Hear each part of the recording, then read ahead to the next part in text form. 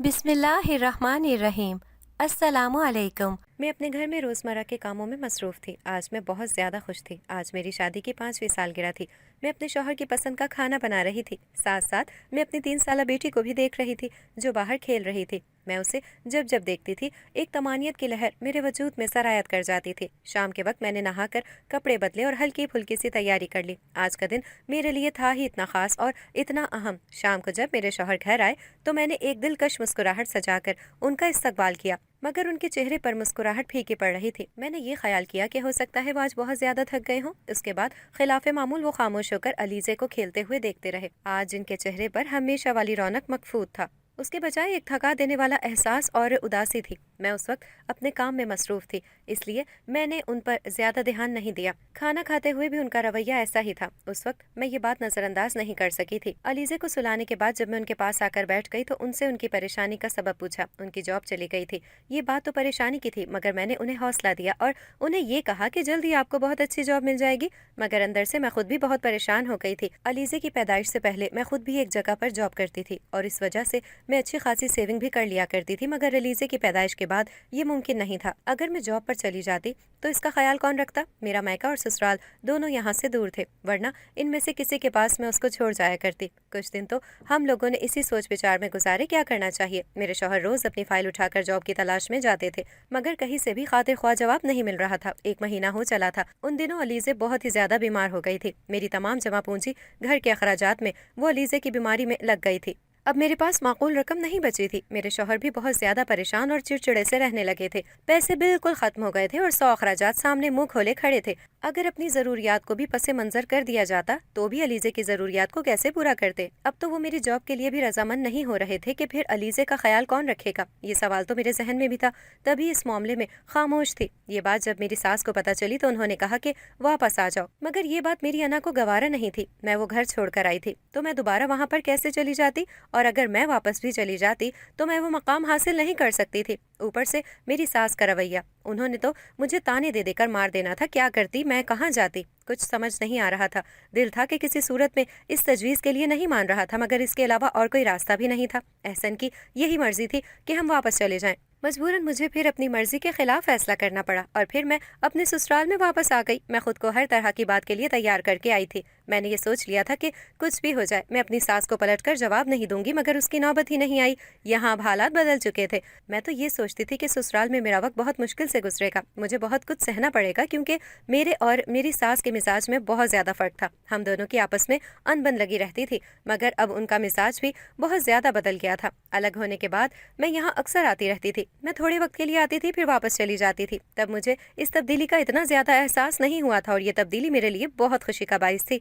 घर में मेरे अलावा मेरी सास और देवरानी होती थी। मेरे शौहर अक्सर ही जॉब की तलाश में बाहर रहते थे और शाम को मायूस होकर वापस आते थे, मगर अब वो इतने ज्यादा परेशान नहीं थे। अब उन्हें ये तसल्ली थी कि वो अपनों के पास हैं, कोई भी मुश्किल पड़ी तो अपने उनके काम आएंगे। और जो मेरा देवर था वो 2 महीने पहले दुबई चला गया था। इससे पहले वो भी यहीं पर जॉब करता था और फिर जब उसकी भी जॉब का मसला बन गया तो वो यहाँ से दुबई चला गया। दुबई में उसके दोस्त का बड़े पैमाने पर कारोबार था। यूं वो उसके कारोबार में शामिल हो गया और उन लोगों के हालात भी बदल गए। मेरी देवरानी बहुत ज्यादा अच्छी थी, इतनी मोहब्बत करने वाली और ख्याल रखने वाली, मगर उसकी जात में एक कमी थी, औलाद की कमी। और उसकी कमी का एहसास दिलाने वाले उसके पास बहुत से लोग थे। मुझे यहाँ पर आए हुए कुछ ही दिन हो गए थे। मैं अक्सर उसके मोहल्ले की और रिश्तेदार औरतों को औलाद के बारे में सवाल पूछते और मशवरा देते हुए देखती थी तो कोफ्त में मुब्तला हो जाती थी। एक इंसान जो किसी नेमत से महरूम हो, उसे बार बार उस महरूमी का एहसास दिलाना, ये कहाँ की इंसानियत है? मैं कई औरतों को दो टोक अंदाज में जवाब भी दे दिया करती थी और उन्हें मेरी बात बुरी लग जाया करती थी। वो अक्सर मेरी सास से ये शिकायत करती थी कि तुम्हारी बड़ी बहू बहुत नकचड़ी है, मगर मुझे इस बात से कोई फर्क नहीं पड़ता था। जो बात मेरे नजदीक गलत थी मैं उसका इजहार करने में कंजूसी से काम नहीं लेती थी। मैं जानती थी कि मेरी देवरानी अंदर ही अंदर इस बात के लिए घुट कर जी रही है। उसे भी औलाद की बहुत ज्यादा ख्वाहिश है, मगर रब की मसलहत के आगे कोई क्या कर सकता है? ये ऐसा मकाम है जहाँ पर आकर इंसान बेबस हो जाता है। वो अल्लाह के सामने रो रो कर गिड़गिड़ा कर दुआ कर सकता है, फरियाद कर सकता है, मगर इसके अलावा इंसान के हाथ में और कुछ भी नहीं है। और ऊपर से लोगों की बातें हमदर्दी की आड़ में पत्थर फेंकते हैं, अपनी जबान से ही लहू लहान कर देते हैं। हम जब यहाँ पर आए तो मेरी देवरानी की एक बात मुझे हैरान कर गई थी और मेरा दिल धक से बढ़ गया था। वो हर वक्त एक गुड़िया उठाए रखती थी और किसी बच्चे की तरह उसका ख्याल रखती थी। साफ जाहिर था कि उसे औलाद की ख्वाहिश थी। اس کے اپنے بچے نہیں تھے، اس لیے وہ گڑیا کے ساتھ ایسا کرتی تھی۔ میری ساس بھی یہ سب کچھ خاموشی سے دیکھتی رہتی تھی۔ وہ ان کی سگی بھانجی تھی، انہیں اپنی بھانجی سے بہت زیادہ پیار بھی تھا، وہ اسے کسی بات پر بھی نہیں ٹوکتی تھی۔ مگر جب سے ہم لوگ اس گھر میں آئے تھے، میری دیورانی نے وہ گڑیا میری بیٹی کو دے دی تھی اور خود میری بیٹی کو اٹھائے رکھتی تھی۔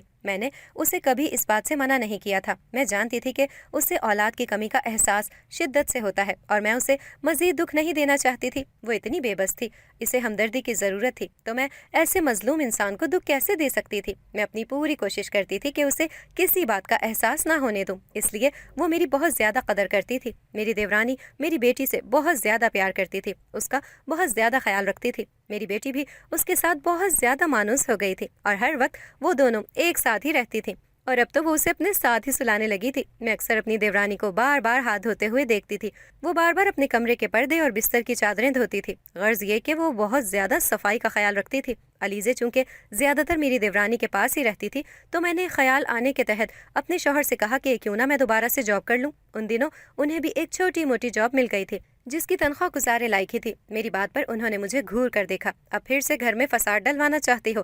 امی کو تو تمہاری یہی بات ناپسند تھی۔ ارے نہیں، میں پہلے امی سے پوچھوں گی، اگر انہوں نے اجازت دی تو ہی جاب کروں گی۔ ٹھیک ہے، دیکھ لو، گھر میں کوئی مسئلہ نہ کھڑا کروا دینا۔ جب میں نے اپنی ساس سے بات کی تو انہوں نے مجھے خوشی سے اجازت دے دی۔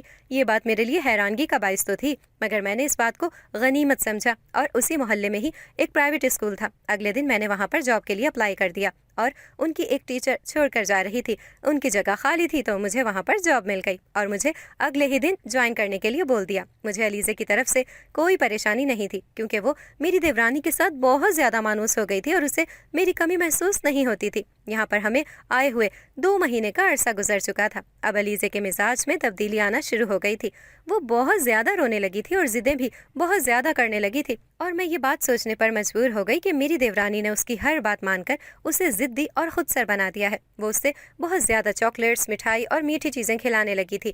میں اسے منع کرتی تھی کہ اسے اتنی زیادہ مٹھائی چیزیں مت کھلایا کرو، مگر وہ سنی انسنی کر جاتی تھی۔ علیزے کے رویے میں نے ایک عجیب بات نوٹ کی تھی، وہ اب میری دیورانی کے پاس جانے سے رونے لگتی تھی۔ وہ میرے ساتھ رہنا چاہتی تھی، جب رات کو وہاں اسے سلانے کے لیے لے کر جانا چاہتی تو علیزے بہت زیادہ رونے لگتی۔ پھر اس دن علیزے بہت زیادہ رو رہی تھی تو میں نے اسے منع کر دیا، اور اس کے بعد گھر میں وہ طوفان آیا کہ اللہ کی پناہ۔ میری دیورانی نے رو رو کر پورا گھر سر پر اٹھا لیا کہ میں اسے اپنی بیٹی کو اٹھانے نہیں دیتی، اس کے ساتھ پیار نہیں کرنے دیتی، اس کی اولاد نہیں تھی، اس لیے سب کو ہی اس کے ساتھ ہمدردی تھی۔ میرے شوہر نے بھی کہا کہ آئندہ تم نے اسے علیزے کے معاملے میں کسی بات سے منع نہیں کرنا۔ میں ان تمام باتوں سے پریشان تھی، میں سوچ میں پڑ گئی تھی کہ میری بیٹی اب اس کے پاس کیوں نہیں جانا چاہتی۔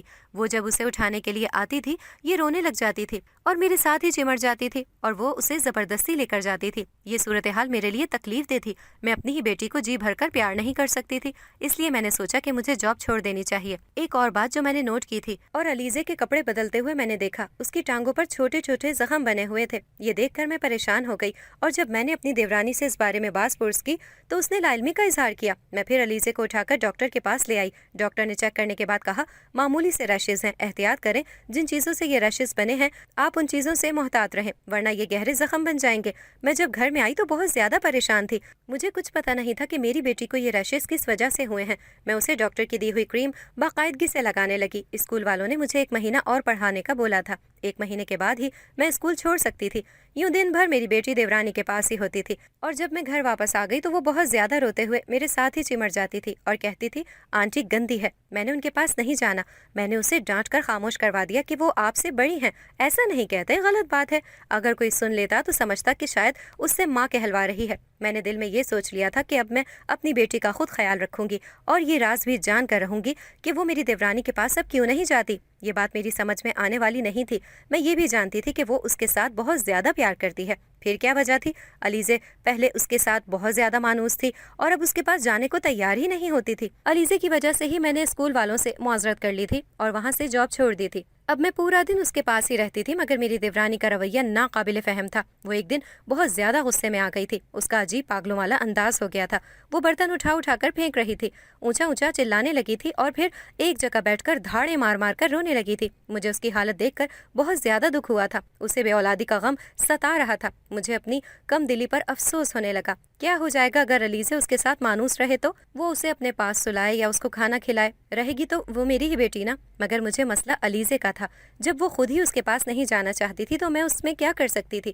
پھر میرے دماغ میں خیال آیا، رات کو میں علیزے کو اپنی دیورانی کے پاس چھوڑ کر آ گئی اور ساتھ ہی میں نے وہاں پر ایک کیمرہ بھی چھپا دیا تھا۔ میں دیکھنا چاہتی تھی کہ میری دیورانی ایسا کیا کرتی ہے جو علیزے اس کے پاس نہیں جانا چاہتی۔ ساتھ یہ بات میں اپنے شوہر کو بھی دکھانا چاہتی تھی۔ ویسے وہ میری بات کا یقین ہی نہیں کرتے تھے اور کمرے میں آنے کے بعد میں سو گئی۔ صبح جب علیزے میرے پاس آئی تو وہ بہت زیادہ رو رہی تھی۔ میں نے اسے بہت مشکل سے خاموش کروایا اور پھر اپنی دیورانی کے کمرے سے چپکے سے کیمرہ نکال کر لے آئی، اور جب میں نے کیمرے میں دیکھا تو میری دیورانی، میرا نام صبا ہے، میں ایک مڈل کلاس خاندان سے تعلق رکھتی ہوں۔ ہم 2 بہن بھائی تھے۔ ہمارے ماں باپ کے ہم لوگوں سے بہت سے خواب تھے۔ وہ ہمیں پڑھا لکھا کر اپنے پیروں پر کھڑا کرنا چاہتے تھے۔ میرے ابو بیٹیوں کی اعلیٰ تعلیم کے حق میں تھے تاکہ وہ پڑھ لکھ کر کسی قابل بن سکیں اور زندگی گزارنے کے لیے کسی اور کی محتاجی سے بچ سکیں۔ میرا بھائی میٹرک کرنے کے بعد ماموں کے پاس انگلینڈ میں چلا گیا تھا اور وہیں پر شادی کر کے اپنی دنیا بسا لی تھی۔ ہم سے ملنے کے لیے وہ سال میں 1 بار آتا تھا۔ مجھے اپنے بھائی کی کمی کا بہت شدت سے احساس ہوتا تھا، مگر میرے پاس ماں باپ تھے۔ ہم تینوں ایک دوسرے کا سہارا تھے۔ BS کرنے کے بعد میں نے کمپنی میں جاب کر لی تھی۔ احسن بھی اسی کمپنی میں جاب کرتے تھے۔ وہ مجھے بہت زیادہ پسند کرنے لگے تھے اور مجھ سے شادی کرنا چاہتے تھے۔ پہلے میں نے ان کی باتوں کو سنجیدہ نہیں لیا اور نظر انداز کرتی رہی، مگر جب انہوں نے بہت زیادہ اصرار کرنا شروع کر دیا تو مجبوراً پھر مجھے اپنی امی سے بات کرنی پڑی۔ امی نے کہا کہ اسے کہو کہ اپنے گھر والوں کو بھیج دے۔ ان کے گھر والوں کو بھی بہت زیادہ پسند آئی تھی میں، یوں آنن فانن رشتہ ہو گیا۔ مگر میں نے اپنے شوہر سے ایک ہی شرط رکھی تھی کہ میں شادی کے بعد بھی جاب جاری رکھوں گی۔ انہوں نے مجھ سے وعدہ کر لیا۔ یوں بھی وہ مجھ سے شادی کرنے کے لیے میری ہر بات ماننے پر راضی تھے۔ جب میں رخصت ہو کر اپنے سسرال میں آ گئی تو میری ساس کو میری ہر بات پر اعتراض ہونے لگا۔ میرے سونے جاگنے، اٹھنے بیٹھنے، بات چیت کرنے، غرض یہ کہ انہیں میری کوئی بات بھی پسند ہی نہ آتی تھی۔ مجھے شادی کے بعد ہی پتا چلا تھا کہ وہ اپنی بھتیجی کو اپنی بہو بنانا چاہتی تھی، مگر بیٹے کی وجہ سے مجبور ہو کر انہیں مجھے اپنی بہو بنانا پڑا۔ ہم دونوں نے آفس سے کچھ دنوں کے لیے چھٹیاں لی ہوئی تھی اور ہم دونوں نے اکٹھے ہی آفس جوائن کرنا تھا۔ میری ساس شاید اس بات سے بے خبر تھی۔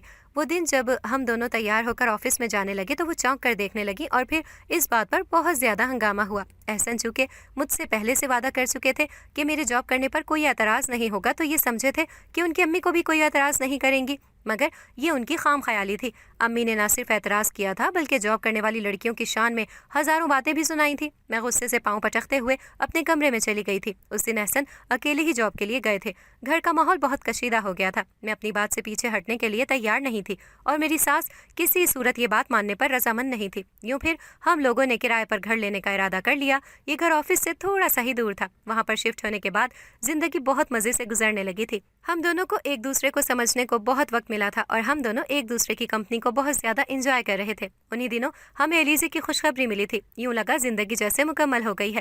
علیزے کی پیدائش تک ہی میں نے جاب کو جاری رکھا تھا۔ پھر جب احسن کی بھی جاب چلی گئی تو مجبوراً پھر مجھے اپنے سسرال میں واپس آنا پڑا تھا۔ علیحدہ ہونے کے بعد ہم دونوں اکثر یہاں پر آتے رہتے تھے۔ ہمارے یہاں سے جانے کے 6 مہینے بعد میرے دیور کی شادی ہو گئی تھی اور دیورانی بہت زیادہ اچھی تھی۔ ہم دونوں جب بھی یہاں پر آتے تھے وہ ہماری بہت خاطر مدارت کرتی تھی اور علیزے کے بعد تو وہ اکثر ہم سے یہ پوچھتی تھی کہ آپ لوگ کب آئیں گے، اور جب ہم لوگ وہاں پر جاتے تو علیزے مستقل ہی اس کے پاس رہتی تھی۔ پھر جب ہم مستقل ہی سسرال میں شفٹ ہو گئے تو اس بات کی سب سے زیادہ خوشی میری دیورانی کو ہی تھی، مگر اس کی کچھ باتیں مجھے مشکوک لگتی تھی، خاص طور پر علیزے کا اس کے پاس نہ جانے کے لیے رونا اور چلانا۔ اسی مقصد کے لیے ہی میں نے اس کے کمرے میں کیمرہ چھپا دیا تھا، اور جب میں نے کیمرے میں دیکھا تو وہ اس کی ٹانگوں پر سینٹرلائزر، ڈیٹول اور نہ جانے کیا کیا مل مل کر لگا رہی تھی۔ علیزے درد سے بری طرح سے رو رہی تھی۔ مجھ سے اس کے آگے دیکھا نہ گیا۔ جب میں نے علیزے کو دیکھا تو اس کی ٹانگوں پر دوبارہ سے زخم بنے ہوئے تھے۔ میں نے کسی سے کچھ بھی نہیں کہا اور علیزے کو اٹھا کر ہاسپٹل میں لے آئی۔ ڈاکٹر نے دیکھا تو اسے میں نے ساری بات بتائی۔ اس نے مجھے کہا بچی کی جلد بہت زیادہ نازک ہے، آپ کو میں نے منع بھی کیا تھا کہ اس طرح کی چیزیں استعمال نہ کروائیں۔ آپ دیکھیں اس کے زخم کتنے زیادہ خراب ہو گئے ہیں، اب یہ آہستہ ٹھیک ہوں گے۔ آپ کو ان تمام ہدایات پر عمل کرنا ہوگا اور یہ دوائیں اس کو استعمال کروانی ہوں گی۔ میں علیزے کو لے کر گھر آ گئی۔ آج خلاف معمول میرے شوہر بھی جلدی آ گئے تھے۔ میری دیورانی جب علیزے کو اٹھانے کے لیے آئی تو میں نے اس سے صاف انکار کر دیا۔ میرے شوہر نے مجھ سے اس بارے میں باز پرس کی کہ تم اس طرح سے کیوں بات کر رہی ہو۔ اس کے ساتھ میں نے ان کی بات کا کوئی جواب نہیں دیا اور کیمرہ اٹھا کر ان کے ہاتھ میں دے دیا۔ انہوں نے بھی اس منظر کو بہت حیرت کی نگاہ سے دیکھا تھا۔ یہ بات ان کے لیے بھی اتنی ہی شوق تھی جتنی کہ میرے لیے تھی۔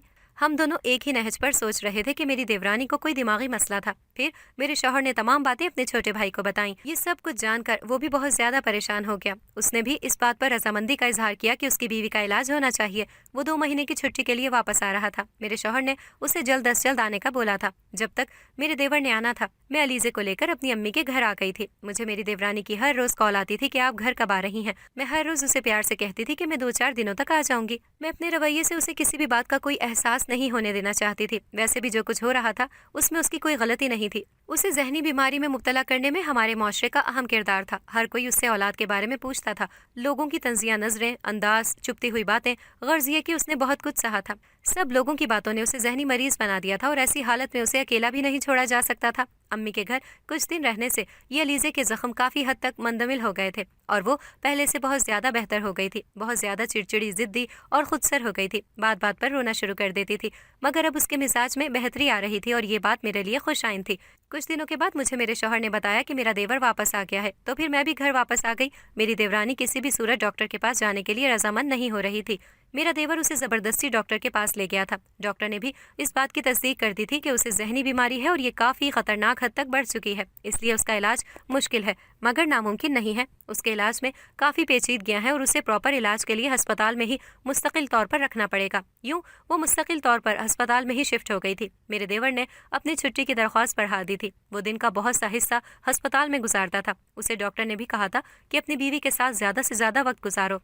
इसमें बहुत ज्यादा बेहतरी के आसार नमूदार हो रहे थे। पहले से बहुत ज्यादा बेहतर हो गई थी। फिर 2 महीने के बाद वो घर वापस आ गई थी। अब वो मुकम्मल तौर पर ठीक हो चुकी थी। मेरे देवर ने 1 महीने के बाद वापस ले जाना था। मैं उसे एक अच्छी सी लेडी डॉक्टर के पास लेकर गई। उसने उसके तमाम टेस्ट किए और कुछ मेडिसिन लिख दी। फिर 1 महीने के बाद ही हमें ये खुशखबरी मिली कि वो माँ बनने वाली है। ये खबर सुनकर तो उसके पांव जमीन पर ही नहीं टिक रहे थे। वो बेतहाशा खुश थी और उसे खुश देखकर मैंने उसकी दायमी खुशियों की दुआ की थी। फिर अल्लाह पाक ने उसे भी एक छोटी सी गुड़िया अता कर दी थी और वो उस गुड़िया के साथ मगन हो गई थी। मेरे देवर ने एहसन को भी अपने पास दुबई बुला लिया था। घर में अब बहुत ज्यादा खुशहाली आ गई थी और मैं भी अपनी जिंदगी से मुतमईन और सरशार हो गई थी।